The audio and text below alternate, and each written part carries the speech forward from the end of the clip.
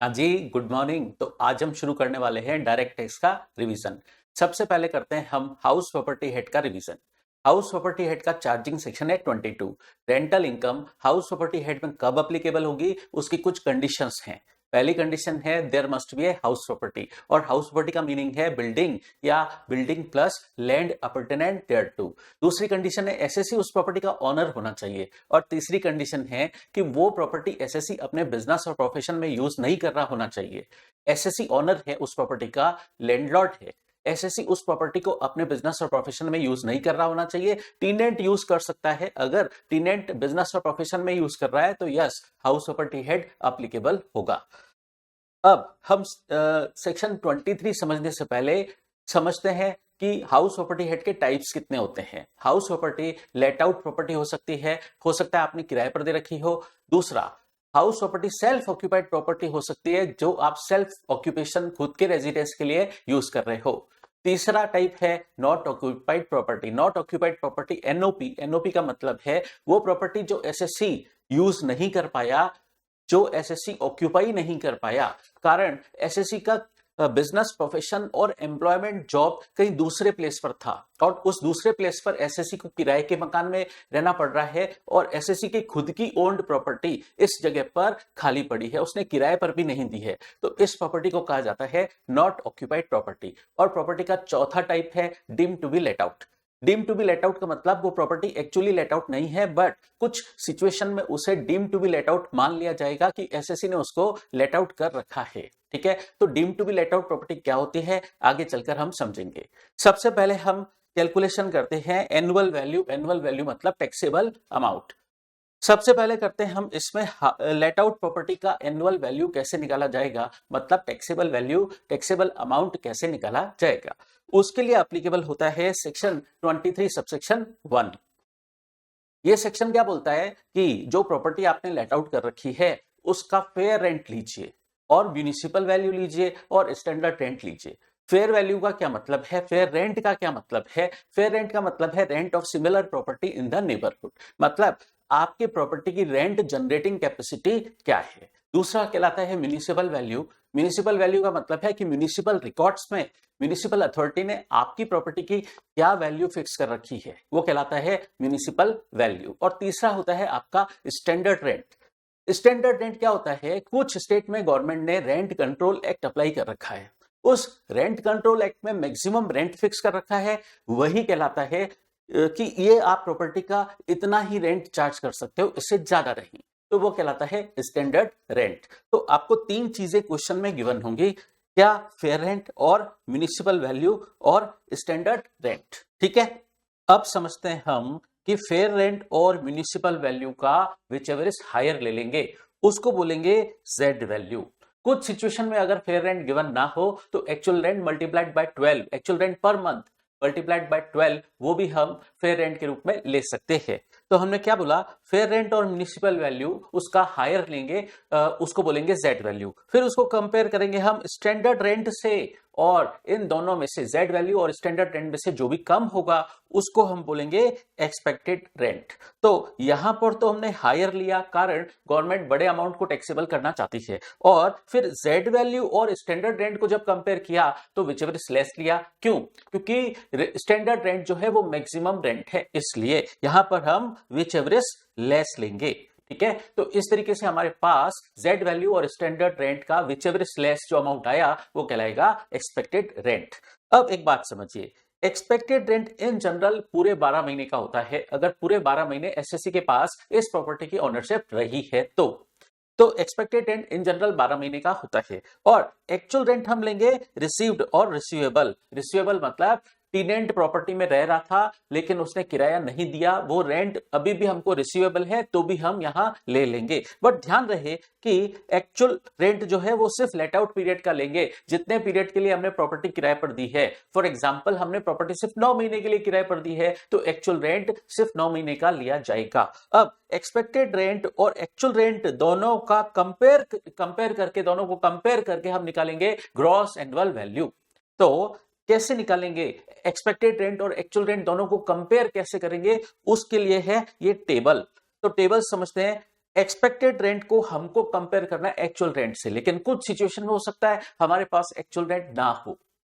ठीक है, ऐसा deemed to be let out property, DLOP property के केस में हो सकता है कि हमारे पास सिर्फ एक्सपेक्टेड रेंट हो, एक्चुअल रेंट ना हो। तो उस सिचुएशन में एक्सपेक्टेड रेंट ही बन जाएगा हमारी ग्रॉस एनुअल वैल्यू। अब अगर दूसरी सिचुएशन एक्चुअल रेंट ज्यादा है और किससे ज्यादा है, एक्सपेक्टेड रेंट से, तो फिर हम एक्चुअल रेंट मान लेंगे ग्रॉस एनुअल वैल्यू। कारण गवर्नमेंट बड़े अमाउंट को टैक्सेबल करना चाहती है। अच्छा, ऐसा हो सकता है क्या कि कुछ टाइम तक उस साल कुछ महीने प्रॉपर्टी वैकेंट रही, उसके बावजूद एक्चुअल रेंट पूरे साल का ज्यादा आ रहा है एक्सपेक्टेड रेंट से, तो एक्चुअल रेंट भले ही वैकेंसी होने के बावजूद ज्यादा आ रहा है तो भी एक्चुअल रेंट ही लिया जाएगा। फिर थर्ड सिचुएशन समझते हैं, एक्चुअल रेंट कम है एक्सपेक्टेड रेंट से। क्यों कम है, कुछ महीने प्रॉपर्टी वैकेंट रह गई, किराएदार नहीं मिला, तो एक्चुअल रेंट वैकेंसी की वजह से एक्सपेक्टेड रेंट से कम है। वैकेंसी को गवर्नमेंट जेन्युइन रीजन मानती है, तो इस वजह से एक्चुअल रेंट यानी कम वाला अमाउंट ही ग्रॉस एनुअल वैल्यू बन जाएगा। और फोर्थ सिचुएशन है हमारी, एक्चुअल रेंट कम है बट किससे कम है, एक्सपेक्टेड रेंट से, लेकिन वैकेंसी की वजह से कम नहीं है। तो क्या क्यों कम है वो, तो वो कम है due to self occupied property. SSC ने वो प्रॉपर्टी खुद ही कुछ टाइम पीरियड के लिए ऑक्यूपाई कर ली थी अपने सेल्फ रेजिडेंस के लिए, या कोई अदर रीजन हो उसकी वजह से एक्चुअल रेंट कम हो। अदर रीजन क्या, मान लीजिए जो टेनेंट था उसको एसएससी को उससे किराया चार्ज करना चाहिए था 30,000 पर मंथ, बट चूंकि वो टेनेंट एसएससी का फ्रेंड है, रिलेटिव है, तो एसएससी ऐसे टेनेंट से किराया एक्चुअल कम चार्ज कर रहा है। तो अगर एक्चुअल रेंट अदर रीजन की वजह से कम है तो गवर्नमेंट ये रीजन एक्सेप्ट नहीं करेगी, और इस सिचुएशन में क्या होगा, बड़ा वाला अमाउंट, और बड़ा वाला अमाउंट इस केस में क्या, एक्सपेक्टेड रेंट, वो मान लिया जाएगा ग्रॉस एनुअल वैल्यू। तो देखिए काफी सारी सिचुएशन में तो एक्चुअल रेंट ही लिया जा रहा है, लेकिन एक्सपेक्टेड रेंट कब लिया जा रहा है, जब actual rent due to SOP और अदर रीजन की वजह से कम हो, या प्रॉपर्टी हमारी डीएलओपी हो, तो उस केस में एक्चुअल रेंट मिसिंग होता है, इसलिए हम एक्सपेक्टेड रेंट ही लेते हैं।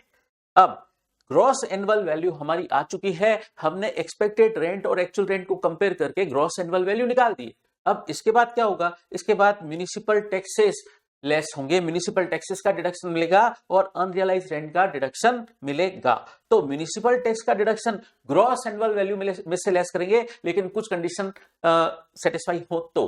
पहली कंडीशन है म्युनिसिपल टैक्स उस रेलेवेंट पीरियड में एक्चुअली पेड होना चाहिए। अच्छा, पास्ट ईयर का कुछ अनपेड था म्युनिसिपल टैक्स और करंट ईयर का भी अनपेड है। अब म्युनिसिपल अथॉरिटीज आई आपके पास और म्युनिसिपल अथॉरिटीज ने बोला कि पास्ट वाला भी इस साल पे कर दो, करंट ईयर का तो पे करो ही, और एक फ्यूचर ईयर का और भी पे कर दो। तो आपने एक से ज्यादा ईयर्स का municipal tax during the relevant previous year पे कर दिया, तो क्या आपको सारे अमाउंट का डिडक्शन मिल जाएगा? यस, क्योंकि म्युनिसिपल टैक्स का डिडक्शन एक्चुअल पेमेंट बेसिस पर ही मिलता है।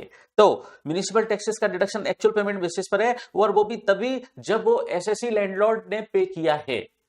अगर टेनेंट ने म्युनिसिपल टैक्सेस पे किए हैं तो एसएससी लैंडलॉर्ड को डिडक्शन नहीं मिलेगा। अच्छा, ऐसा हो सकता है क्या, एक बार टेनेंट पे कर दे, बाद में लैंडलॉर्ड एसएससी उसको रिइंबर्स कर दे? हाँ, ऐसा हो सकता है। तो क्या इस सिचुएशन में डिडक्शन मिल जाएगा? हाँ, इस केस में डिडक्शन मिल जाएगा, कारण म्युनिसिपल टैक्सेस बियर किसने किए? लैंडलॉर्ड ने, तो डिडक्शन मिल जाएगा। तो म्युनिसिपल टैक्स अलाउ होने की कंडीशन क्या है? ये एक्चुअली पेड होना चाहिए और पेड बाय लैंडलॉर्ड होना चाहिए।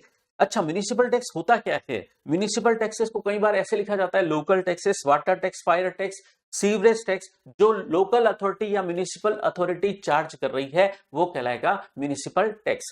कुछ सिचुएशन में प्रॉपर्टी पर स्टेट गवर्नमेंट भी टैक्स लगाती है, जैसे ग्राउंड रेंट और लैंड रेवेन्यू, लेकिन स्टेट गवर्नमेंट के लगाए हुए टैक्सेस का डिडक्शन यहां पर नहीं मिलेगा। ठीक है, सिर्फ म्युनिसिपल अथॉरिटी ने जो टैक्सेस लगाए हैं उनका ही डिडक्शन मिलेगा। कई बार क्या होता है, म्युनिसिपल टैक्स परसेंटेज फॉर्म में दे रखा होता है, तो ये परसेंटेज हमको किस पे अप्लाई करना होता है? म्युनिसिपल वैल्यू पर। ठीक है, कुछ तो फिर हम परसेंटेज अप्लाई कर देंगे म्युनिसिपल वैल्यू पर, तो हमारा म्युनिसिपल टैक्स का अमाउंट आ जाएगा। ठीक है, तो म्युनिसिपल टैक्स का डिडक्शन मिलता है हमको ग्रॉस एनुअल वैल्यू में से। दूसरा डिडक्शन जो ग्रॉस एनुअल वैल्यू में से मिलता है वो कौन सा होता है? Unrealised rent. अनरियलाइज्ड रेंट का डिडक्शन ग्रॉस एनुअल वैल्यू में से अलाउ हो जाएगा, लेकिन उसके कुछ कंडीशन है जो गिवन है rule 4 of income tax rules में। पहली कंडीशन है टेनेंसी बोनाफाइड होनी चाहिए, टेनेंट जेन्युइनली वहां पर रह रहा था, ये कंडीशन सेटिस्फाई हो, और टेनेंट ने प्रॉपर्टी या तो खाली कर दी है या लैंडलॉर्ड एसएससी ने अपनी भरकस कोशिश की है उसको प्रॉपर्टी खाली करवाने की, हालांकि टीनेंट ने अभी भी प्रॉपर्टी खाली नहीं की है। तो दो में से एक बात पूरी हो, या तो टीनेंट ने प्रॉपर्टी खाली कर दी है या एसएससी लैंडलॉर्ड ने पूरी कोशिश की है उसको प्रॉपर्टी वैकेट करवाने की, लेकिन उसने अभी तक वैकेट नहीं की है। और डिफॉल्टिंग टीनेंट के पास एसएससी की और कोई प्रॉपर्टी पोजीशन में नहीं होनी चाहिए, और ऐसे डिफॉल्टिंग टीनेंट के अगेंस्ट एसएससी लैंडलॉर्ड जो है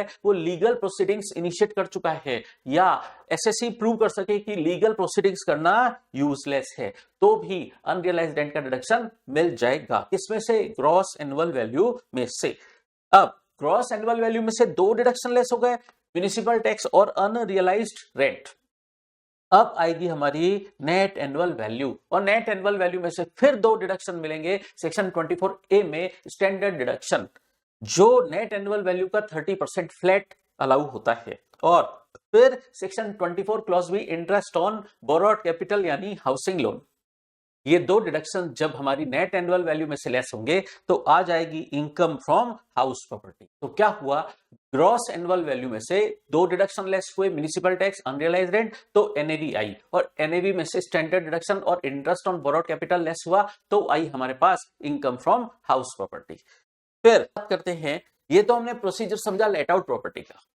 अब समझते हैं, अगर प्रॉपर्टी सेल्फ ऑक्यूपाइड है तो नॉट, और नॉट ऑक्यूपाइड है तो सेक्शन 23 सबसेक्शन 2 एप्लीकेबल होता है, जो क्या मानता है कि अगर आपकी प्रॉपर्टी एसओपी है या एनओपी है तो उसकी एनुअल वैल्यू निल मानी जाएगी। ठीक है, और ये निल वैल्यू ले पाने का बेनिफिट सिर्फ इंडिविजुअल और एचयूएफ को ही मिलेगा। अब समझिए, ज्यादा से ज्यादा एसएससी एसओपी एनओपी कितनी प्रॉपर्टीज क्लेम कर सकता है? ज्यादा से ज्यादा 2। ठीक है, अब एक बात समझिए, वो हो सकता है दोनों की दोनों एसओपी हो, दोनों की दोनों एसओपी हो, ठीक है, या दोनों की दोनों एनओपी है, नॉट ऑक्यूपाइड प्रॉपर्टी, या एक एसओपी है और एक एनओपी है, ऐसा भी हो सकता है। ठीक है, बट ज्यादा से ज्यादा एसएससी 2 एसओपी एनओपी क्लेम कर सकता है। अब और उनकी एनुअल वैल्यू निल मानी जाएगी। एक बात सुनिए, एसओपी और एनओपी प्रॉपर्टी है तो सिर्फ इंटरेस्ट का ही डिडक्शन मिलेगा और कोई डिडक्शन नहीं मिलेगा। अब अगर आपकी प्रॉपर्टी एसओपी एनओपी है, मतलब सेक्शन 23 सबसेक्शन 2 में फॉल कर रही है, तो अगर आपने अपनी एसओपी एनओपी प्रॉपर्टी को एक दिन के लिए भी लेट आउट कर दिया तो फिर ये लेट आउट प्रॉपर्टी ही मानी जाएगी। ठीक है, अब इसका मतलब आप इस प्रॉपर्टी को एसओपी एनओपी क्लेम करके इसकी एनुअल वैल्यू निल नहीं ले सकते। ठीक है, ये गवर्नमेंट ने रेस्ट्रिक्शन लगाया है। और अगर ऐसा हुआ कि आपने एक भी दिन के लिए अपनी प्रॉपर्टी लेट आउट कर दी तो उस सिचुएशन में क्या होगा पता है, इस प्रॉपर्टी को लेट आउट प्रॉपर्टी माना जाएगा और इसकी कैलकुलेशन अब लेट आउट प्रॉपर्टी मानते हुए होगी, और आप इस टेबल की इस रॉ में फॉल करोगे कि एक्चुअल रेंट तो है एक दिन का और एक्सपेक्टेड रेंट है पूरे 12 महीने का, और इस सिचुएशन में गवर्नमेंट आपके एक्सपेक्टेड रेंट को ग्रॉस एनुअल वैल्यू मान लेगी। ठीक है, तो अब आगे समझते हैं कि डीएलओपी प्रॉपर्टी क्या होती है, deemed to be let out property. Government का कहना है अगर एसएससी के पास मोर देन 2 एसओपी एनओपी है, फॉर एग्जांपल एसएससी के पास 5 प्रॉपर्टीज हैं, तो 5 प्रॉपर्टीज में से सिर्फ वो 2 एसओपी या एनओपी क्लेम कर सकता है, और बैलेंस जो अदर प्रॉपर्टीज हैं बाकी की 3 वो उसकी deemed to be let out property मानी जाएगी। और deemed to be let out property का calculation as if let out property होगा, मतलब सेक्शन 23 सबसेक्शन 1 में होगा, और सेक्शन 23 सबसेक्शन 1 में आपके ग्रॉस एनुअल वैल्यू निकालने के लिए एक्सपेक्टेड रेंट ही गिवन होगा, क्योंकि deemed to be let out property का एक्चुअल रेंट तो होगा ही नहीं। तो ऐसा मैंने बोला यहां पर deemed to be let out property के केस में ही होगा कि एक्सपेक्टेड रेंट गिवन है तो एक्सपेक्टेड रेंट ही बन जाएगा आपकी ग्रॉस एनुअल वैल्यू, और आपको डिडक्शन सारे मिलेंगे, म्युनिसिपल टैक्स या अनरियलाइज्ड रेंट तो इस केस में होगा नहीं, और स्टैंडर्ड डिडक्शन और इंटरेस्ट का भी आप डिडक्शन क्लेम कर सकते हो, क्योंकि deemed to be let out property का calculation as if let out property होता है। ठीक है, चलिए, अब इसका मतलब एक से ज्यादा एसओपी एनओपी हुई तो बाकी की सारी property deemed to be let out property मानी जाएगी, और उनका एक्सपेक्टेड रेंट बन जाएगा आपकी ग्रॉस एनुअल वैल्यू। कोई प्रॉपर्टी डीलर है, उसके लिए हाउस प्रॉपर्टी स्टॉक है और उसने इस प्रॉपर्टी को लेट आउट भी नहीं किया है। ठीक है, तो एसएससी ने इस प्रॉपर्टी को लेट आउट नहीं किया, एसएससी प्रॉपर्टी डीलर है, और ये प्रॉपर्टी जो है उसका स्टॉक इन ट्रेड है। अब गवर्नमेंट का कहना है इस प्रॉपर्टी की एनुअल वैल्यू, ऐसी प्रॉपर्टी की एनुअल वैल्यू हम ज्यादा से ज्यादा 2 साल के लिए निल मानेंगे। ठीक है, कंस्ट्रक्शन कंप्लीट हो चुका है, हाउस प्रॉपर्टी का कंस्ट्रक्शन पूरा कंप्लीट हो चुका है, 2 साल तक इस प्रॉपर्टी की एनुअल वैल्यू निल मानी जाएगी। ठीक है, जब भी प्रॉपर्टी का कंस्ट्रक्शन कंप्लीशन सर्टिफिकेट ऑब्टेन हुआ उस फाइनेंशियल ईयर एंड से 2 साल तक इस प्रॉपर्टी की एनुअल वैल्यू निल मानी जाएगी। और उसके बाद वाले ईयर्स में क्या होगा, गवर्नमेंट इस प्रॉपर्टी को डीएलओपी मानकर इसका expected rent gross annual value मानते हुए उसे टैक्सेबल कर सकती है। अब बात करते हैं, अगर आपकी इस तरीके से स्ट्रक्चर है, एरिया वाइज मकान एक ही है, हाउस प्रॉपर्टी एक ही है आपकी, उसका कुछ पोर्शन जैसे 75% लेट आउट है और 25% सेल्फ ऑक्यूपाइड है, तो हम part wise area wise calculation करेंगे। जितना पोर्शन आपका लेट आउट है उसका कैलकुलेशन सेक्शन 23 सबसेक्शन 1 में होगा और जितना पोर्शन सेल्फ ऑक्यूपाइड है उसकी कैलकुलेशन सेक्शन 23 सबसेक्शन 1 में होगी। फॉर एग्जाम्पल, आप उस सिचुएशन में फेयर रेंट भी 75% लोगे लेट आउट प्रॉपर्टी के लिए। ठीक है, मतलब एक्सपेक्टेड रेंट लाने तक जितनी भी इंफॉर्मेशन रिक्वायर्ड है सब 75% करोगे लेट आउट प्रॉपर्टी का पोर्शन कैलकुलेट करने के लिए। ठीक है, और एक्चुअल रेंट लोगे, फिर एक्चुअल रेंट तो इस इतने पार्ट का ही होगा, फिर ग्रॉस एनुअल वैल्यू निकाल के डिडक्शन क्लेम कर सकते हो। पर ध्यान रखना, म्यूनिसिपल टैक्स अगर इस कंप्लीट हाउस प्रॉपर्टी के लिए पे हुआ है तो म्यूनिसिपल टैक्स का डिडक्शन सिर्फ 75% ही मिलेगा। ठीक है, स्टैंडर्ड डिडक्शन भी लेट आउट प्रॉपर्टी के लिए मिलेगा और इंटरेस्ट वगैरह का डिडक्शन भी 75% ही मिलेगा। इसका मतलब सारे खर्चे 75% ही अलाउ होंगे। और जो आपका एसओपी वाला पोर्शन है उसकी एनुअल वैल्यू निल है, बट उस केस में आपको सिर्फ इंटरेस्ट का ही डिडक्शन मिलेगा। अब एक बात और समझते हैं, अगर 9 महीने के लिए आपकी प्रॉपर्टी लेट आउट रही है और 3 महीने सेल्फ ऑक्यूपाइड है, तो आप ये नहीं बोल सकते कि इन 3 महीने की एनुअल वैल्यू में निल लूंगा क्योंकि 3 महीने मेरी प्रॉपर्टी एसओपी रही है। देखिए, हमने सेक्शन 23 सबसेक्शन 3 पढ़ा, अगर एक दिन के लिए भी अगर आपकी प्रॉपर्टी लेट आउट है तो फिर उस सिचुएशन में ये प्रॉपर्टी एक वैसे एसओपी एनओपी थी बट एक दिन के लिए भी अगर लेट आउट हुई तो ये प्रॉपर्टी अब लेट आउट प्रॉपर्टी ही मानी जाएगी, इसको आप एसओपी एनओपी नहीं मान सकते। तो यहां पर भी ये बात अप्लाई होगी, आपकी प्रॉपर्टी अब पूरे साल के लिए लेट आउट प्रॉपर्टी मानी जाएगी और इसकी कैलकुलेशन पूरे साल की सेक्शन 23 सबसेक्शन 1 में होगी। ठीक है, तो आपको इस केस में तो एसओपी एनओपी होने का 3 महीने का बेनिफिट नहीं मिलेगा और ये property late out property treat की जाएगी फुल ईयर के लिए। ठीक है, चलिए, अब हमने बात की थी कि एनएवी आने के बाद, नेट एनुअल वैल्यू आने के बाद सेक्शन 24 के डिडक्शंस मिलते हैं और सेक्शन 24 का क्लॉज ए है standard deduction. Standard deduction NAV net annual value का 30% फ्लैट लेस हो जाता है, लेकिन अगर आपकी एनएवी नेगेटिव है तो स्टैंडर्ड डिडक्शन नहीं मिलेगा और किसी भी एक्सपेंसेस की छूट नहीं मिलेगी। जैसे आपने प्रॉपर्टी की रिपेयर मेंटेनेंस कराई, इंश्योरेंस करवाया था, इलेक्ट्रिसिटी और वाटर चार्जेस, पार्किंग चार्जेस वगैरह किसी भी खर्चे का डिडक्शन नहीं मिलेगा। कारण हाउस प्रॉपर्टी एक्ट में सिर्फ 4 डिडक्शन मिलते हैं। कौन से वाले? Municipal tax, unrealised rent, standard deduction और इंटरेस्ट, बस। और सेक्शन 24 क्लॉज बी में इंटरेस्ट का डिडक्शन कैसे मिलेगा, उसका डिडक्शन क्लेम कर पाने की कुछ कंडीशंस हैं। पहली कंडीशन है आपने लोन एक्चुअल में ले रखा होना चाहिए। दूसरा, उस लोन पर इंटरेस्ट पेड है या पेबल है। पेबल वर्ड इंडिकेट करता है कि इंटरेस्ट का डिडक्शन ड्यू बेसिस पे भी मिल जाएगा। लेकिन सबसे खास बात सुनिए, लोन का यूटिलाइजेशन प्रॉपर्टी परचेस करने के लिए होना चाहिए या कंस्ट्रक्शन, रिपेयर, रिन्यूअल, रिकंस्ट्रक्शन के लिए ही होना चाहिए। Only 5 objectives: purchase, construction, repair, renewal, reconstruction.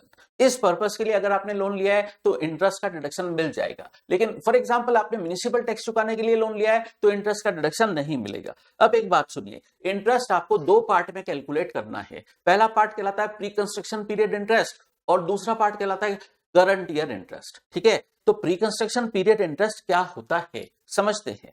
तो प्री कंस्ट्रक्शन पीरियड आपका शुरू होता है लोन लेने की डेट से। लोन लेने की डेट से आपका इंटरेस्ट शुरू हो जाता है, वो स्टार्टिंग पॉइंट है। ठीक है, अब एंडिंग पॉइंट है 2। एंडिंग पॉइंट 2 है क्या? जब भी आपका परचेस कंस्ट्रक्शन कंप्लीट हुआ उससे इमीडिएटली प्रीसीडिंग 31 मार्च, वो 31 मार्च परचेस कंस्ट्रक्शन जब भी कंप्लीट हुआ उससे इमीडिएटली प्रीसीडिंग 31 मार्च वो ले लीजिए, और लोन के रिपेमेंट की डेट ले लीजिए। वो 31 मार्च और लोन के रिपेमेंट की डेट दोनों में से जो भी अर्लियर हो वो बन जाएगा आपका एंडिंग पॉइंट। तो स्टार्टिंग पॉइंट क्या, जब आपने लोन लिया, और एंडिंग पॉइंट क्या, जब आपका परचेस कंस्ट्रक्शन कंप्लीट हुआ उससे पहले का 31 मार्च, और उसको कंपेयर किससे करना है, उस 31 मार्च को लोन की रिपेमेंट की डेट से। उन दोनों में से जो भी अर्लियर होगा तब तक के पीरियड का इंटरेस्ट कहलाएगा pre construction period interest. Short में हम इसको बोलेंगे पीसीपीआई। दोबारा सुनिए एग्जाम्पल के तरीके से, क्या कैसे माना जाएगा, पीसीपीआई कैसे कैलकुलेट होगा। आपने जिस दिन लोन लिया वो है स्टार्टिंग पॉइंट, सपोज वो है 1 अप्रैल 2022। फिर आपने जब भी परचेस कंस्ट्रक्शन कंप्लीट किया उससे पहले की 31 मार्च, तो सपोज आपका परचेस कंस्ट्रक्शन कंप्लीट हुआ 18 अगस्त 2024 को, तो उससे पहले की 31 मार्च क्या हुई, 31 मार्च 2024। अब इस 31 मार्च को कंपेयर करना है लोन के रिपेमेंट की डेट से। हो सकता है लोन अभी रिपे नहीं हुआ तो ये वाली डेट ही रेलेवेंट रहेगी, और अगर लोन रिपे हो गया है और 31 मार्च और लोन के रिपेमेंट की डेट दोनों में से जो भी अर्लियर हो वो बन जाएगा एंडिंग पॉइंट। तो स्टार्टिंग पॉइंट ये हुआ और ये अर्लियर वाला पॉइंट हुआ एंडिंग पॉइंट। ये कहलाता है प्री कंस्ट्रक्शन पीरियड, और इसका इंटरेस्ट कैलकुलेट करना होता है। ठीक है, सपोज लोन अभी तक अनपेड है तो ये डेट काम की रहेगी नहीं, और उस सिचुएशन में ये डेट ही काम आएगी। तो इस डेट से लेकर 1 अप्रैल 2022 से लेकर 31 मार्च 2024 तक ये कहलाएगा आपका प्री कंस्ट्रक्शन पीरियड। इन 2 सालों का इंटरेस्ट कैलकुलेट कर लीजिए। बट आपने पीसीपीआई कैलकुलेट तो कर लिया, लेकिन सुनिए, PCPI pre construction period interest calculate तो कर लिया, लेकिन इसका डिडक्शन 5 ईयरली इक्वल इंस्टॉलमेंट में मिलेगा। और फर्स्ट इंस्टॉलमेंट का डिडक्शन कब से मिलेगा, जब आपने परचेस कंस्ट्रक्शन कंप्लीट किया उस ईयर से। ठीक है, तो पीसीपीआई का डिडक्शन 5 ईयरली इक्वल इंस्टॉलमेंट्स में मिलता है, और फर्स्ट इंस्टॉलमेंट का डिडक्शन कब मिलेगा, जब आपका परचेस और कंस्ट्रक्शन कंप्लीट हुआ। ठीक है, अब सुनिए, जहां पर भी आपका पीसीपीआई वाला पीरियड एंड हुआ था, सपोज ये डेट अर्लियर थी तो आपका पीसीपीआई यहां तक ही एंड हो गया। ठीक है, अब पीसीपीआई जहां एंड होता है उसके बाद से करंट ईयर का इंटरेस्ट लगना शुरू होता है। ठीक है, तो 1 अप्रैल 2024 के ऑनवर्ड्स करंट ईयर का इंटरेस्ट शुरू हो जाएगा। बट ध्यान रखिए, करंट ईयर का इंटरेस्ट तभी होगा जब आपका पीसीपीआई के बाद भी लोन आउटस्टैंडिंग है। ठीक है, अब सुनिए, जो करंट ईयर का इंटरेस्ट है वो आप कब क्लेम करेंगे, किस ईयर में आपको डिडक्शन मिलेगा, करंट ईयर का इंटरेस्ट का डिडक्शन करंट ईयर में ही मिल जाएगा। मतलब रिस्पेक्टिव ईयर के करंट ईयर का इंटरेस्ट का डिडक्शन आपको रिस्पेक्टिव ईयर में ही मिल जाएगा। वो आपको 5 किस्तों में अलाउ नहीं होगा, जिस ईयर का है उस ईयर में अलाउ हो जाएगा। तो सुनिए, इस एग्जांपल के हिसाब से आपका इस डेट तक इस पीरियड का था पीसीपीआई। ठीक है, ये आपको अलाउ कब से होगा, जब परचेस कंस्ट्रक्शन कंप्लीट होगा। मतलब 24-25 से आपको पीसीपीआई का इंटरेस्ट का डिडक्शन मिलेगा पहली किस्त का। ठीक है, और इस डेट से आपके करंट ईयर का भी इंटरेस्ट शुरू हो गया था ना, तो इसमें आप जोड़ोगे करंट ईयर इंटरेस्ट। इन दोनों की टोटल से आएगा टोटल इंटरेस्ट, और टोटल इंटरेस्ट का आपको डिडक्शन मिल जाएगा। ठीक है, तो आपको इंटरेस्ट 2 पार्ट में कैलकुलेट करना है, pre construction period interest plus current year interest, दोनों हो जाएंगे, दोनों को ले लेंगे टोटल, और वो टोटल इंटरेस्ट का डिडक्शन आपको मिल जाएगा। अब सुनिए, अगर आपने पुराने लोन को चुकाने के लिए न्यू लोन लिया है तो उसका इंटरेस्ट अलग होगा कि नहीं होगा, तो वो भी अलग हो जाएगा। लेकिन अगर आप लोन के इंटरेस्ट का पेमेंट लेट कर रहे हो, तो अगर आपसे मनी लेंडर इंटरेस्ट पर इंटरेस्ट चार्ज कर रहा है कि वो इंटरेस्ट आप उसको लेट पे कर रहे हो, तो वो कहलाता है पेनल इंटरेस्ट। पेनल इंटरेस्ट का डिडक्शन नहीं मिलेगा। अब सुनिए, लोन आपने कहां से लिया, बैंक से लिया, फाइनेंशियल इंस्टीट्यूशन से लिया, फ्रेंड से लिया, कहीं से भी लो, लोन के सोर्स पर कोई रेस्ट्रिक्शन गवर्नमेंट ने नहीं लगाया है, और इंटरेस्ट रेट भी कितनी ही हायर हो गवर्नमेंट ने उस पर भी कोई रेस्ट्रिक्शन नहीं लगाया है। लेकिन सुनिए, अगर आपकी प्रॉपर्टी एसओपी एनओपी मतलब सेक्शन 23 सबसेक्शन 2 में फॉल कर रही है, तो इंटरेस्ट की गवर्नमेंट ने मैक्सिमम लिमिट फिक्स की है। ये इंटरेस्ट की लिमिट गवर्नमेंट ने सिर्फ एसओपी एनओपी के लिए फिक्स की है। एलओपी और डीएलओपी प्रॉपर्टी के केस में इंटरेस्ट की कोई लिमिट नहीं है। अब ये लिमिट है क्या? मैक्सिमम लिमिट है ये इंटरेस्ट, आप इतना ही क्लेम कर सकते हो। अब इसमें दो बातें, जनरल लिमिट है 30,000 तक मैक्सिमम आप एसओपी एनओपी का इंटरेस्ट क्लेम कर सकते हो। लेकिन अगर आप कुछ कंडीशन सेटिस्फाई करो तो इंटरेस्ट की एक एनहांस्ड लिमिट भी है, 2 लाख तक आप इंटरेस्ट का डिडक्शन क्लेम कर सकते हो। लेकिन ये 2 लाख की एनहांस लिमिट क्लेम कर पाने की कुछ कंडीशंस हैं, वो सारी कंडीशंस फुलफिल होनी चाहिए। पहली कंडीशन क्या है? लोन परचेस और कंस्ट्रक्शन के लिए लिया होना चाहिए। अगर रिपेयर, रिन्यूअल, रिकंस्ट्रक्शन के लिए लिया गया है तो इंटरेस्ट का डिडक्शन आपको 2 लाख तक नहीं मिलेगा, फिर जनरल लिमिट 30,000 ही उस केस में आपको अवेलेबल होगी।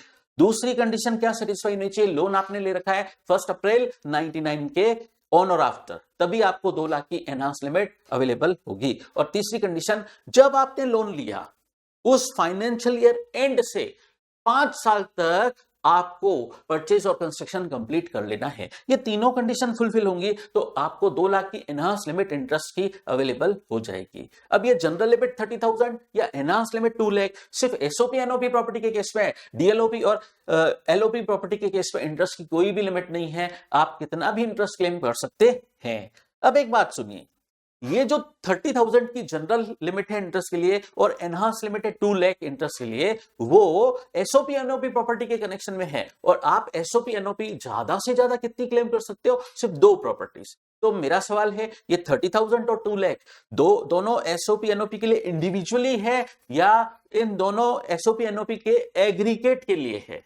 मतलब दोनों के लिए 2 एसओपी एनओपी हैं, दोनों के लिए ही आपको 30,000 या 2 लाख की इंटरेस्ट की लिमिट लगेगी या इंडिविजुअली लगेगी? तो ध्यान रखिए, एग्रीगेट के लिए लगेगी। दोनों एसओपी एनओपी के लिए आपको इंटरेस्ट मैक्सिमम 30,000 या 2 लाख तक ही इंटरेस्ट अलाउ होगा। ठीक है, अब एक बात और समझते हैं, कुछ केसेस में आपको इंटरेस्ट का डिडक्शन नहीं मिलेगा, कारण आपका मनी लेंडर मान लीजिए फॉरेनर है और आप उसको इंटरेस्ट पे करते हो आउटसाइड इंडिया, वो इंटरेस्ट पेड है या पेबल है? वो इंटरेस्ट पे करते वक्त अगर आपने उस पर टीडीएस का डिडक्शन नहीं किया या टीडीएस डिडक्ट तो किया बट गवर्नमेंट को पे नहीं किया, तो सेक्शन 25 क्या बोलेगा? ये इंटरेस्ट आपको अलाउ नहीं होगा। तो मनी लेंडर जिससे आपने लोन लिया है वो फॉरेन का है, आप उसको इंटरेस्ट पे करते हो आउटसाइड इंडिया और उस पर आप टीडीएस का डिफॉल्ट कर लेते हो, तो ये इंटरेस्ट का डिडक्शन आपको सेक्शन 24 क्लॉज बी में नहीं मिलेगा, ऐसा सेक्शन 25 में दे रखा है। ठीक है, अब समझते हैं सेक्शन 25A, वो क्या दे रखा है?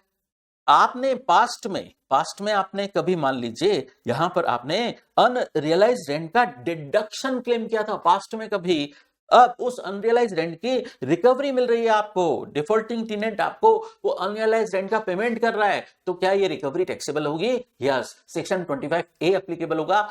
और साथ ही साथ सेक्शन 25A इस अनरियलाइज्ड रेंट की रिकवरी पे तो लगता ही है और एरियर ऑफ रेंट पे भी लगता है। एरियर ऑफ रेंट मतलब टेनेंट को आपने बोला किराया बढ़ावा दो, उसने नहीं दिया, ठीक है, आप कोर्ट में गए और कोर्ट ने ऑर्डर दिया कि ये टेनेंट आपको पास्ट पीरियड का भी एरियर ऑफ रेंट पे करेगा।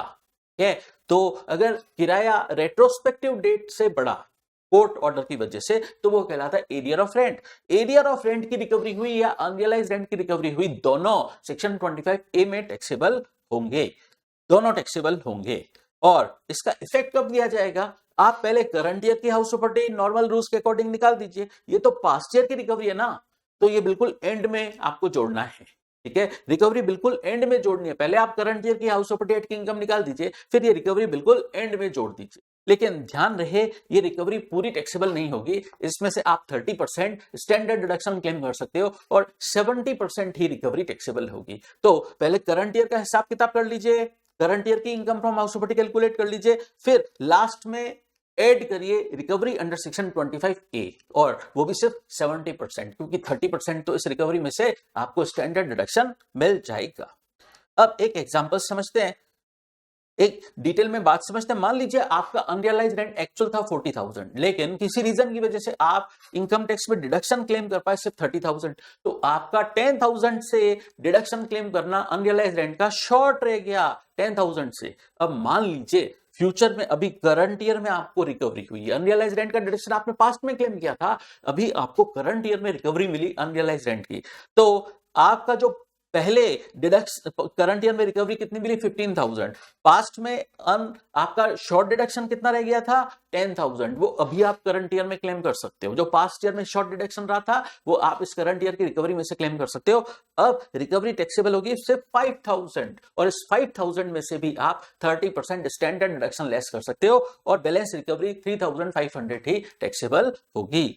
ये है हमारा अनरियलाइज्ड रेंट की अगर रिकवरी हो जाए तो वो सेक्शन 25A में टैक्सेबल होगी। एक खास बात और सुनिए, ये अनरियलाइज्ड रेंट की रिकवरी वाले ईयर में एसएससी भले ही उस प्रॉपर्टी का ऑनर नहीं भी रहा हो तब भी ये रिकवरी हाउस प्रॉपर्टी हेड के सेक्शन 25A में ही टैक्सेबल होगी। मतलब in the year of receipt assessee भले ही उस प्रॉपर्टी का ऑनर नहीं रहा हो तब भी ये रिकवरी एसएससी को टैक्सेबल होगी सेक्शन 25A में। अब एक बात और समझते हैं हम सेक्शन 26। अगर कोई प्रॉपर्टी जॉइंट ओनरशिप वाली है, को ओनरशिप वाली है, मान लीजिए दो ब्रदर है, उनकी जॉइंट प्रॉपर्टी एक ही प्रॉपर्टी है, दोनों की जॉइंट प्रॉपर्टी है, तो उस केस में हम इनकम फ्रॉम हाउस प्रॉपर्टी कैसे निकालेंगे? तो समझिए, पहले हम उस पूरी होल प्रॉपर्टी का नॉर्मल प्रोविजन के हिसाब से उसका टैक्सेबल अमाउंट एनुअल वैल्यू निकाल लेंगे और फिर दोनों को ओनर्स में दो को ओनर्स है, मान लीजिए दोनों को ओनर्स में उस एनुअल वैल्यू को अलोकेट कर देंगे उनके शेयरिंग रेशियो में। मान लीजिए दो ब्रदर हैं, दोनों का 50% हिस्सा है उस प्रॉपर्टी में, तो हम नॉर्मल प्रोविजन से टैक्सेबल वैल्यू निकाल देंगे और दोनों ब्रदर में 50% एनुअल वैल्यू अलोकेट कर देंगे। ठीक है। अब एक बात और समझना, अगर ये प्रॉपर्टी एसओपी एनओपी हुई तो क्या दोनों इन ब्रदर्स को इंटरेस्ट का जो डिडक्शन मिलना है एसओपी एनओपी प्रॉपर्टी पर, जो इंटरेस्ट का डिडक्शन मिलता है, जनरल लिमिट 30,000 और एनहांस लिमिट 2 लाख, क्या वो दोनों को अलग अलग मिलेगा? यस। इंटरेस्ट का डिडक्शन एसएससी वाइज है, प्रॉपर्टी वाइज नहीं। इस केस में अगर एसएससी 2 है तो फिर इंटरेस्ट का डिडक्शन भी दोनों को अलग अलग मिलेगा। ठीक है, दोनों को 30,000 और 2 लाख, दूसरे ब्रदर को भी 30,000 या 2 लाख। ठीक है, ऐसे। लेकिन अगर उन दोनों ब्रदर्स का शेयरिंग रेशियो डिटरमिनेट नहीं है, पता नहीं है, तो उस केस में क्या होगा? हम होल प्रॉपर्टी की एनुअल वैल्यू कंप्यूट तो कर लेंगे लेकिन शेयरिंग रेशियो पता नहीं है तो उन दोनों में अलोकेट तो नहीं कर पाएंगे। तो उस सिचुएशन में उस पूरी प्रॉपर्टी की एनुअल वैल्यू टैक्सेबल होगी उन दोनों ब्रदर्स को एओपी के स्टेटस में। इनकम टैक्स डिपार्टमेंट उन दोनों ब्रदर्स को एसोसिएशन ऑफ पर्सन मान लेगा और फिर जैसे होगा क्या, प्रैक्टिकली समझिए, उन दोनों ब्रदर का पर्सनल इनकम टैक्स का रिटर्न तो जाता ही है और फिर तीसरा रिटर्न और जाएगा उनके एओपी स्टेटस वाला, और उसके इस एओपी स्टेटस वाले इनकम टैक्स के रिटर्न के अंदर इस रेलेवेंट प्रॉपर्टी की इनकम टैक्सेबल बताई जाएगी। मतलब ये इनकम उनको एओपी स्टेटस में टैक्सेबल होगी, ऐसा सेक्शन 26 में दे रखा है। अब समझते हैं सेक्शन 27 डीम्ड ओनरशिप। इसमें पहला पॉइंट है, अगर कोई इंडिविजुअल अपने स्पाउस को हाउस प्रॉपर्टी ट्रांसफर करता है तो इस सिचुएशन में ट्रांसफरर को ही इस प्रॉपर्टी का डीम्ड ओनर माना जाएगा। ट्रांसफरी के नाम से भले ही प्रॉपर्टी के टाइटल डीड्स रजिस्टर हो चुके हैं, कागजों में ओनर, पेपर्स में ओनर ट्रांसफरी है, लेकिन ट्रांसफरर को ही डीम्ड ओनर माना जाएगा और इस प्रॉपर्टी की इनकम ट्रांसफरर को ही टैक्सेबल की जाएगी। यह है सेक्शन 27 डीम्ड ओनरशिप। एक बात और समझते हैं, अगर एक इंडिविजुअल अपने माइनर चाइल्ड को प्रॉपर्टी ट्रांसफर करता है विदाउट कंसीडरेशन, विदाउट, ऊपर वाले पॉइंट में भी क्या था, विदाउट कंसीडरेशन या इनएडिक्वेट कंसीडरेशन के लिए, या without an agreement to live apart. इसका क्या मतलब है? Without an agreement to live apart का मतलब है हस्बैंड और वाइफ के बीच में तलाक नहीं हुआ है। ठीक है, तो हस्बैंड ने वाइफ को प्रॉपर्टी ट्रांसफर कर दी विदाउट चार्जिंग एनी कंसीडरेशन, या कंसीडरेशन इनएडिक्वेट है, या दोनों के बीच में तलाक नहीं हुआ है, तो उस सिचुएशन में इस प्रॉपर्टी का ओनर किसको माना जाएगा? ट्रांसफरर को माना जाएगा, डीम्ड ओनर, और इस प्रॉपर्टी की इनकम ट्रांसफरर को ही टैक्सेबल होगी। दूसरी सिचुएशन समझते हैं, अगर माइनर चाइल्ड को प्रॉपर्टी ट्रांसफर की गई विदाउट कंसीडरेशन और इनएडिक्वेट कंसीडरेशन, तो भी ट्रांसफरर को ही इस प्रॉपर्टी का डीम्ड ओनर माना जाएगा। लेकिन ये प्रोविजन नहीं लगेगा अगर किसी इंडिविजुअल ने प्रॉपर्टी ट्रांसफर की है अपने माइनर मैरिड डॉटर को, तो ये प्रोविजन नहीं लगेगा और इस सिचुएशन में फिर ट्रांसफरर को डीम्ड ओनर नहीं माना जाएगा और इस प्रॉपर्टी की इनकम उस माइनर मैरिड डॉटर को ही टैक्सेबल होगी। फिर थर्ड सिचुएशन समझते हैं, एक कोऑपरेटिव सोसाइटी, कंपनी और एओपी ने अपने ही मेंबर को हाउस प्रॉपर्टी अलॉट की अंडर हाउस बिल्डिंग स्कीम के तहत। कोऑपरेटिव सोसाइटी ने अपने मेंबर से पैसा कलेक्ट किया और जमीन की रजिस्ट्री अपने नाम से करवाई और कंस्ट्रक्शन इस कोऑपरेटिव सोसाइटी ने किया, और कंस्ट्रक्शन कंप्लीट करने के बाद अपने ही मेंबर को इस कोऑपरेटिव सोसाइटी ने प्रॉपर्टी अलॉट कर दी या लीज पर दे दी, तो उस सिचुएशन में ये डीम्ड ओनर इस प्रॉपर्टी का किसको माना जाएगा? मेंबर या लेसी को। ठीक है, डीम्ड ओनर माना जाएगा, उस प्रॉपर्टी की इनकम उस मेंबर या लेसी को टैक्सेबल होगी। फोर्थ सिचुएशन समझते हैं जहां पर ट्रांसफर ऑफ प्रॉपर्टीज एक्ट का सेक्शन 53A एप्लीकेबल होता है और अगर ट्रांसफरर ने अपनी प्रॉपर्टी का पोजीशन ट्रांसफरी को दे दिया है लेकिन इस प्रॉपर्टी के टाइटल डीड अभी तक ट्रांसफरी के नाम से रजिस्टर नहीं हुए हैं, रजिस्ट्री ट्रांसफरी के नाम से अभी तक नहीं हुई है, लेकिन ट्रांसफरर ने इस प्रॉपर्टी का पोजीशन ट्रांसफरी को हैंडओवर कर दिया है, तो इस प्रॉपर्टी का ऑनर किसको माना जाएगा? ट्रांसफरी को माना जाएगा। तो section 53A of transfer of property act कब लगता है? जब कॉन्ट्रैक्ट फॉर ट्रांसफर राइटिंग में हो और कंसीडरेशन एग्जिस्ट करता हो और कॉन्ट्रैक्ट पर सेलर के साइन हैं और ट्रांसफरी को प्रॉपर्टी का पोजीशन दे दिया गया है और ट्रांसफरी इसका पेमेंट या तो कर चुका है या करने को तैयार है या वो उसका पार्ट पेमेंट कर चुका है, बट ट्रांसफरी के नाम में अभी तक टाइटल डीड भले ही रजिस्टर्ड नहीं हुए हैं लेकिन हाउस प्रॉपर्टी हेड पे ट्रांसफरी को ही डीम्ड ओनर माना जाएगा। फिर एक बात समझते हैं, इम्पार्टिबल एस्टेट। कोई डिस्प्यूटेड प्रॉपर्टी थी, फादर के मान लीजिए 4 बेटे हैं और चारों बेटे काम नहीं करते कुछ और अपने फादर की ये प्रॉपर्टी लेना चाहते हैं, ठीक है। अब फादर ने विल लिखी कि मेरे मरने के बाद ये मेरे 4 बेटे इस प्रॉपर्टी को बेच नहीं पाएंगे, तो ये बन जाएगी प्रॉपर्टी इम्पार्टिबल एस्टेट। इम्पार्टिबल एस्टेट का मतलब क्या होता है? The property which can not be part with. तो इस केस में मान लीजिए 4 बेटे थे, उनको फादर की डेथ के बाद पता पड़ा कि फादर ने विल लिख रखी है और उस विल के अंदर दे रखा है कि वो चारों इस प्रॉपर्टी को अपनी म्यूचुअल कंसेंट से भी बेच नहीं पाएंगे, तो ये प्रॉपर्टी हो गई इम्पार्टिबल एस्टेट। अब चारों ब्रदर, 3 ब्रदर जो बड़े थे, उन्होंने चौथे वाले ब्रदर को वो प्रॉपर्टी संभालने को बोला, तो देखरेख करने को बोला, तो होल्डर उस प्रॉपर्टी का कौन हो गया? 4th brother. तो उस सिचुएशन में होल्डर को डीम्ड ओनर माना जाएगा। और ध्यान रखिए, होल्डर सिर्फ इंडिविजुअल और एचयूएफ बन सकता है। अब एक बात और समझते हैं, मान लीजिए मैंने कम से कम 12 साल की लीज पर कोई प्रॉपर्टी ली है, मैं लेसी हूं, तब भी हाउस प्रॉपर्टी एक्ट में मुझे इस प्रॉपर्टी का ओनर माना जाएगा। तो जो लेसी है कम से कम 12 साल की लीज पर प्रॉपर्टी लेता है, उसको डीम्ड ओनर माना जाएगा for the purpose of house property act. अब पहले तो जो केस किए थे, स्पाउस को इंडिविजुअल ने एसेट ट्रांसफर की, हाउस प्रॉपर्टी ट्रांसफर की, या माइनर चाइल्ड को हाउस प्रॉपर्टी ट्रांसफर की, तो डीम्ड ओनरशिप का सेक्शन लगता है सेक्शन 27, ये हम बात कर चुके हैं। लेकिन मान लीजिए कोई इंडिविजुअल अपने स्पाउस को या माइनर चाइल्ड को हाउस प्रॉपर्टी ट्रांसफर ना करे, मनी ट्रांसफर करे और उस मनी से स्पाउस या माइनर चाइल्ड कोई हाउस प्रॉपर्टी एक्वायर कर ले, तो उस सिचुएशन में सेक्शन 27 नहीं लगेगा। लेकिन फिर उस केस में क्लबिंग प्रोविजंस एप्लीकेबल होंगे अंडर सेक्शन 24 और उसका भी इफेक्ट सेम ही है। क्लबिंग प्रोविजंस की भी क्या बोलते हैं, फिर स्पाउस और माइनर चाइल्ड के हैंड में वो इनकम टैक्सेबल नहीं होगी, वो ट्रांसफरर के हैंड्स में ही टैक्सेबल मानी जाएगी। क्लबिंग प्रोविजंस में भी यही दे रखा है सेक्शन 64 में। अब बात करते हैं कुछ मिसलेनियस प्रोविजंस की। अगर हाउस प्रॉपर्टी फॉरेन में सिचुएटेड है, फॉरेन में, तो उस केस में क्या होगा? अगर एसएससी ऑर्डिनरली रेजिडेंट है तो ऑर्डिनरली रेजिडेंट की ग्लोबल इनकम टैक्सेबल होती है, तो इस हाउस प्रॉपर्टी जो लोकेटेड आउटसाइड इंडिया है उसकी भी इनकम इन इंडिया टैक्सेबल होगी अगर एसएससी ऑर्डिनरली रेजिडेंट है। लेकिन अगर एसएससी एनओआर है, नॉट ऑर्डिनरली रेजिडेंट या नॉन रेजिडेंट, तो उस केस में अगर एसएससी ने ये रेंट फर्स्ट रिसीव किया इंडिया में, तो उसको ये इंडिया में टैक्सेबल होगा। अब ये जो रेंट मिला फॉरेन प्रॉपर्टी का है, मान लीजिए डॉलर में मिला, तो इसको क्या रुपीस में कन्वर्ट करना पड़ेगा? क्योंकि इंडिया में टैक्सेबल होता है, रुपीस में कन्वर्ट करना पड़ेगा। यस, रुपीस में कन्वर्जन करने के लिए हम फॉरेन एक्सचेंज रेट कौन सी यूज करेंगे? वो होगी आपके age on the last day of relevant previous year. Relevant previous year का लास्ट डे जो भी है, उस दिन जो भी प्रिवेलेंट एक्सचेंज रेट है वो काम आएगी। और वो रेट कौन सी होगी? TT buying rate. TT buying rate मतलब क्या? टेलीग्राफिक ट्रांसफर बाइंग रेट, ठीक है। तो फॉरेन एक्सचेंज रेट हम यूज करेंगे और उस डॉलर को रुपीस में कन्वर्ट कर देंगे और वो रुपीस इंडिया में टैक्सेबल होंगे। तो इस सिचुएशन में फॉरेन प्रॉपर्टी की इनकम भी इंडिया में टैक्सेबल हो जाती है। अब हम कुछ ऐसे केसेस समझते हैं जहां पर rental income house property act के सेक्शन 22 में टैक्सेबल नहीं होगी। अब इन जनरल तो टैक्सेबल होती है, rental income house property act में ही टैक्सेबल होती है। तो आपकी प्रॉपर्टी भले ही मकान है, रेजिडेंशियल है, चाहे कमर्शियल है, दुकान है, तब भी उसका किराया हाउस प्रॉपर्टी एक्ट में ही टैक्सेबल होगा। या आपकी प्रॉपर्टी स्टॉक इन ट्रेड है, चाहे कैपिटल एसेट है, उसका रेंट हाउस प्रॉपर्टी एक्ट में ही टैक्सेबल होगा। आप प्रॉपर्टी डीलर हो, कोई प्रॉपर्टी आपका स्टॉक है, कुछ पीरियड के लिए आपने किराए पर दे दिया, रेंटल इनकम, तब भी हाउस प्रॉपर्टी एक्ट में ही टैक्सेबल है। गवर्नमेंट इतना एम्फेसिस कर रही है कि rental income house property act में ही टैक्सेबल होगी, बट आगे चलकर हम पढ़ रहे हैं कुछ एक्सेप्शनल सिचुएशन, उन सिचुएशन में वो rental income house property act में टैक्सेबल नहीं होगी, पीजीबीपी एक्ट में टैक्सेबल होगी सेक्शन 28 में, या 56 में टैक्सेबल होगी income from other sources head में। कब?